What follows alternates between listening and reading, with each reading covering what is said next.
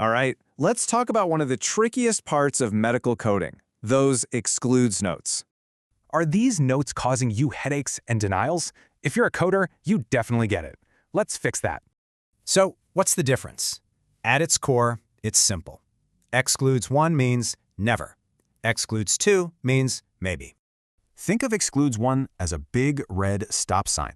It means the two conditions just can't happen together. And this rule is absolute. When you see an Excludes1 note, you have to pick just one code. Now, what about Excludes2? Well, this one is more like a yield sign. It's just a heads up. You can code them together, but you've got to check the physician's documentation to be sure. And here's a tricky part. These rules can be direct on the code or inherited from a parent category. So how do you check all this? Doing it by hand is slow and full of errors. There's a much better way.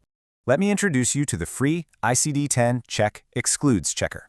It's built for coders to stop these exact errors. And it's so easy. You just paste in your codes, up to 50 of them, and click that Validate button. Want to see how fast it is? You can paste in these common codes and see it work in seconds. This is a game changer for handling denials, HCC coding, and especially if you're new to the field. So just remember, Excludes1 is that hard stop.